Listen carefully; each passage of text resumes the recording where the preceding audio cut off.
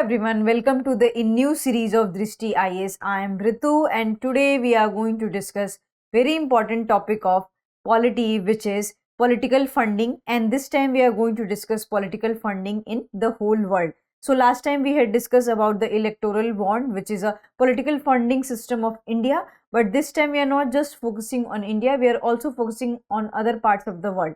So why we are discussing this topic? We are discussing this topic because major countries of the world just like India, UK, US are going to see election next year.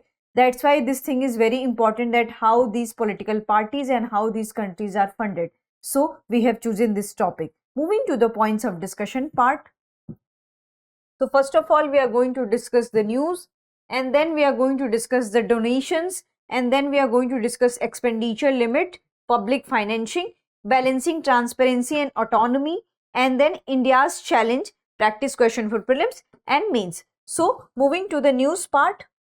So recent Supreme Court hearing on the constitutionality of electoral bonds. So we have already done a video of electoral bonds. So that constitutionality of electoral bonds drew our attention towards the political funding, and it is not just limited to India, because many times we receive political funding from other countries. So it's in this scenario, it's very important to discuss that how other countries are funded, because in this globalized world, each country is connected. So if we have any problem in our political funding system, then we can take inspiration from other countries. So that's why this topic is very important for your polity perspective, and we have chosen this topic. So in India, we have a different kind of political funding system. The first political funding system is that we majorly based on the political parties. Here individualities does not matter. It means that here whatever the political funding is gathered in the name of political party, just like BJP, Congress, BSP, RJD, JDU. So in that way we collect different political funds. But in US and UK and in various other countries, it is very individual centric. It means that political funds are collected on the basis of individual personality. So in the US, if any president or if any candidate is running for election, so they will ask political funding in the name of that particular candidate. In India, individuality also matters, but largely it is a party based politics or party based funding. So moving to the next slide. Next slide is about donations. So why we are here discussing donation? Because large amount of money in the era of the political funding comes from the donation area. That's why we are discussing this topic, that how donations are important for the political funding. But sometimes we can see that donations are not just for the welfare measures, not just for the development of any country or development of any party. It's for the public interest or it's for the personal interest. So here is always fight between public interest and personal interest. So in various countries there is also limit on donations, and in various countries there is no limit on donation.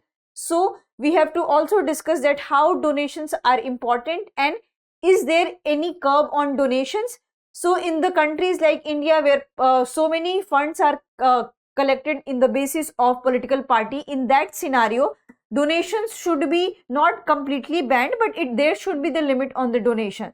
So that's why we are discussing this topic. So moving to the next slide. Next slide is about expenditure limits. So these are the criteria for any successful electoral democracy, which is the heart of any democracy.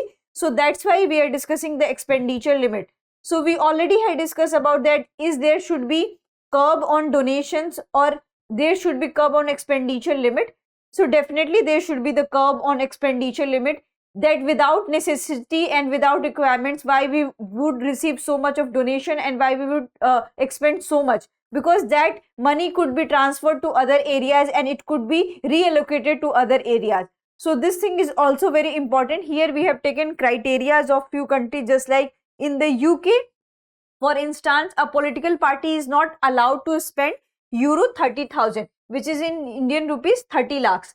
So for UK it's very less in the Indian rupees, but per candidature is allowed to just spend this much of the money. So that's why we need such kind of expenditure limit in India also. So moving to the next slide. Next slide is about public financing. So there are few criteria for public financing, and each country has a different kind of criteria. Usually in the world arena we can see different kind of criteria, and usually it's two in number. So the first is that in Germany, parties receive public funds on the basis of their importance within the political system. So this is also very unique feature, and in India also somewhat this is true, that we receive money. Suppose that this time BJP is a ruling political party, so it receives lots of money, lots of donation, because its importance has been increased because it is a current ruling political party. So similarly in Germany also, but in India it can vary also, but in Germany the scenario is different. And right now we have a different kind of vouchers for this public financing is democracy vouchers. So what happened into this criteria is that there are different kind of vouchers, and volunteers can decide that which kind of vouchers they want to donate. So this is also one of the criteria, just like electoral bond, this is a democracy vouchers. And some countries have a fixed amount of democracy vouchers. It means that you cannot donate or you cannot expend up to that limit. So moving to the next slide. Next slide is about balancing transparency. So balancing transparency and anonymity is very much important for any electoral democracy, because transparency, if you bring in any political parties or any electoral democracy, the country will become so much efficient. So that's why this thing is very much important. In India, this is a very lacking part, with that we lacks always on a transparency part, and we also lacks on the anonymity part. It means that in India, if BJP is the ruling party, then people already know that who is funding the BJP. So these kind of transparency we have for this, that who is the funding democracy current political party. But this is not a good example for any good democratic country, that viewers and the citizens already know that who is funding this kind of the party, and whatever the policy is designed to serve that political party and to serve that political agenda. So in that way this is not good for democracy. So accountability and transparency is very much important for any democracy. So suppose that in electoral bonds, if we are giving money, so there can be anonymity, which is a very good sign for the India, but it is highly misused, and there are different sources where political parties are receiving money. So in that way, that there should be strict implementation on all those bonds, that how these bonds are regulated. And SBI is the regulating authority, then you must ensure that any officials from SBI or any government officials should not leak such kind of information to the public arena. So moving to the next slide. So next slide is about India's challenge. So largely we had discussed to the India's challenge, because maybe in prelims question or maybe in mains question, the question is dedicated to India's challenges and India's problem, that how you will tackle such kind of the problem. So first, we already had discussed this part in the electoral bonds, but here I am elaborating you for your convenience, that there are no donations limits on individuals. This is very bad scenario for India. This becomes a country very corrupt, because there should be a limit for the donations. I know there should be always a voluntary donation kind of the scheme, and we have right to do whatever we want to do. But if that donations and particular amount of any political party is receiving money is harming for any democracy, and it also breaks the integrity and sovereignty of any country. So when it comes to the sovereignty, integrity of the country or honesty of the country, these kind of practices should be avoidable. So that's why this is the first criteria. And in the Finance Act 2017, what we have seen, that earlier we have the limits on the companies, that they can spend particular amount of money and particular amount of money to any political party. But right now this limit has been stopped. It means that they can issue and they can give whatever amount they want to any political party. So this is also one of the loopholes for this India's challenges. And there is also no legal expenditure limit on expenditure by political parties. It means that we don't have any limit criteria that this much you can spend on a particular election or particular candidate. So this kind of loopholes we have. Suppose that in UK we have this kind of rules, that any political seat or any candidature just can spend just euro 7,500. So this much they can spend in the UK, but in India there is no such limit. So that's why what happens that, much money is spent to the elections, and they were not spent to the welfare of the masses. So this is also one of the criteria, and we don't have much transparent system. Just like in if any political party is receiving money from in a huge amount, there is no limit to receive money from the huge amount. But there is also twist in this thing, that if they are receiving money more than 20,000, then they have to show that what is the source of that money.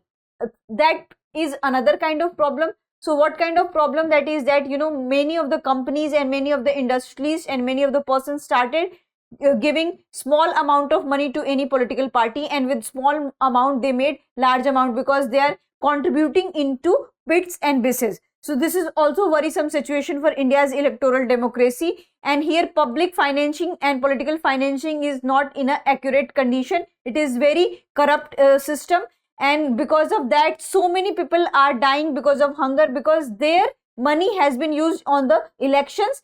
It's their hard-earned money and it's people's money which has been always black marketed and which has been always snatched from the people, and it is also spent on the election kind of things, and it promotes a different kind of corruption in our society. And it always says that if you don't spend in the election, you can't win the election. This is a very bad example for any democracy. So we need to break such kind of stereotypes, and we need to break such kind of the taboos, and we need to end corruption from the politics. So moving to the next slide. Next slide is the question nodal app is related to, and your options are election, e-business, finance, education. So you have to answer in the comment section. Moving to the mains part. So the mains question is examine the importance of accountability and transparency in promoting ethical behavior of politics. So this is always said that politics is a dirty game, and in politics there is no ethics. But we should avoid using such kind of references, because politics is very much needed for any society, because it creates any country, and because of the politics we got independence, and we are getting so many good leaders, and we are getting so many welfare measures. So we could not decriminalize politics in that way. We should always focus on a positive kind of the politics, and ethics should be always valued in the politics. But what we are seeing today is that ethics is highly ignored in the political arena, and almost all the leaders are breaking their ethical behavior, which is also worrisome situation for any citizen of this country, because we are electing our leaders and they are not practicing any ethical behavior. If you are representative of a particular constituency, then it's your moral responsibility and it's your ethical responsibility that you should not indulge in any corrupt practices. And if you are indulging in any corrupt practices, you must be punished. There should be no any political favoritism regarding this. So in this way, transparency and accountability is very much important. And how transparency and accountability can be ensured, that all the political leaders should not be given this kind of the power that they are the leaders, they are the representative of the people.